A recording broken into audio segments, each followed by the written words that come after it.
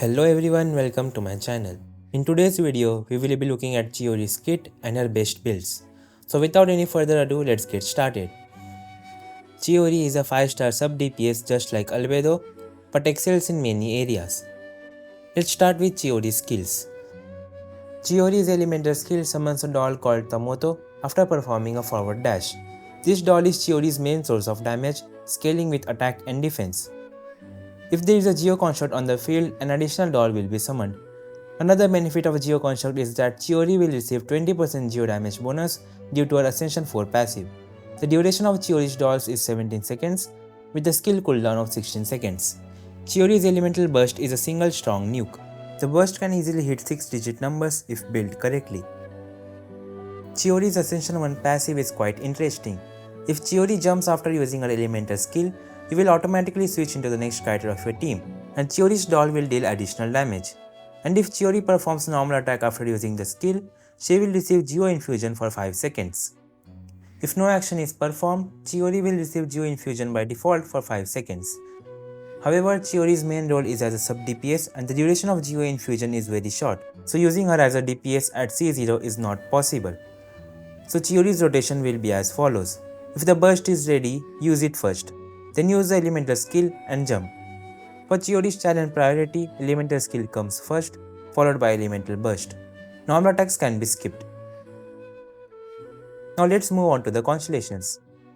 Chiori's first constellation removes the limitation of Geo constructs and increases the AoE of the doll by 50%.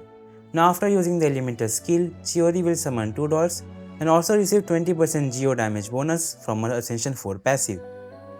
Chiori's second constellation summons an additional doll known as Kinu after using her elemental burst. This doll spawns every 3 seconds for 10 seconds after using the burst, that is a total of 3 times. The Kinu doll disappears after 3 seconds or after attacking once. The damage of this doll is 170% of Tamoto.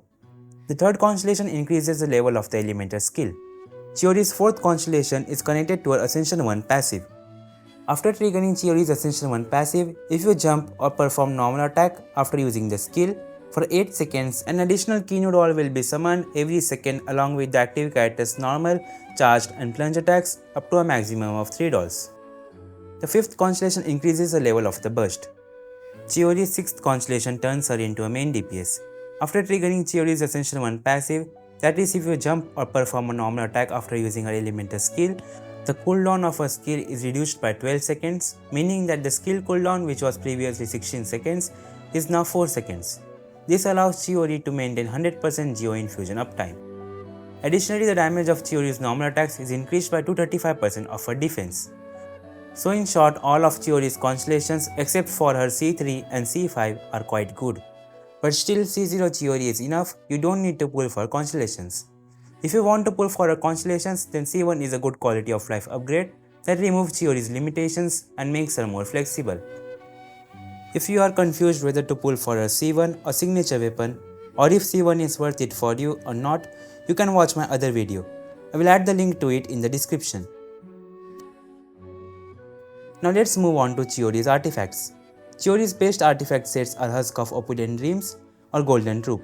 Both sets are quite close, so use the set which has better artifacts. You can strongbox Husk of Opulent Dreams, so I would recommend you to farm Golden Troop since its domain also has the Malachose Hunter, and by using the trash pieces you can strongbox the Husk set. Alternatively, you can use a 2-piece mixed sets of Husk of Opulent Dreams, Golden Troop, Archaic Petra, Emblem or sets that provide attack bonuses also work. For artifact main stats, the biggest question will be whether to build defense or attack percent.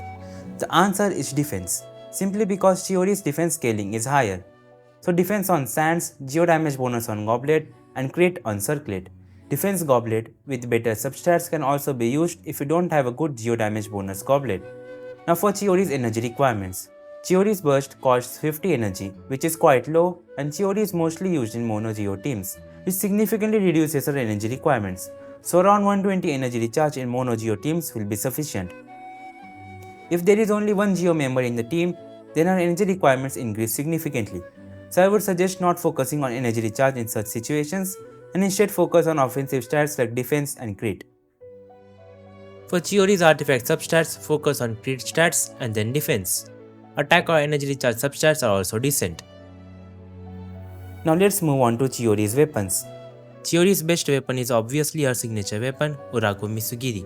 This weapon provides a very high crit damage of 88.2% and increases normal attack damage by 16% and skill damage by 24%. This effect doubles when a party member deals Geo damage. It also provides 20% defense. Furina's signature weapon, Splendor of Tranquil Waters, is the second best weapon for Chiori, but the passive only works if Furina is on the team, or else it is just a stat stick, and obviously it will be better to use it on Furina. Primordial Jet Cutter is a very strong weapon option for Chiori because it provides high crit rate and also provides attack through its passive. After that we have the R5 Sinaba Spindle. The position of this weapon can go below or above depending on your timing. This weapon's passive buffs elemental skill damage by 80% of defense every 1.5 seconds. So if you time the summoning of your Geo Construct right, you can activate the buff of this weapon on both the dolls.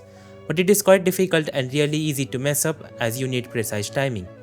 If this weapon manages to buff both the dolls, it will be the fourth best weapon to use on Chiori. If not, it is quite similar to the Harbinger of Dawn with one doll and a bit worse with two dolls. Also do note that at C2+, the performance of this weapon will get worse as Chiori can summon more dolls. I am hoping someone could figure out a way to use this weapon's passive efficiently. The new BP Sword Wolfang is also an amazing option for Chiori. Especially at R5 it is close to our top weapon options. However, you cannot get maximum stacks from its passive as it requires a large amount of field time.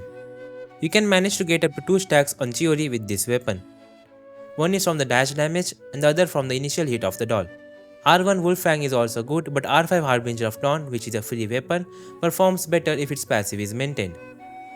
You can use any other 5-star create weapon as stat stick such as Foliar Incision, Mist Splitter, Haran Geppaku, Splendor of Tranquil Waters. If you don't have these weapons, don't worry because R5 Harbinger of Dawn is a very strong weapon option that can compete with 5-star weapons. This weapon provides crit damage and crit rate if HP is above 90%. Maintaining the passive on Chiori is quite easy because she is a sub DPS and mostly stays off field. However, if there is Furina in the team or your opponents are Rift Hounds, this weapon's performance gets worse. So in such situations, it is better to use other options. Festering Desire is also a viable option. The energy recharge of this weapon becomes more useful when there are fewer Geo members in the team, and its passive provides crit rate and elemental skill damage. Similar to Festering Desire is Floof Sender Ferryman. It is a worse version of the Festering Desire but still works. Lastly, Favonia's Sword is also a decent option if there are energy problems in the team.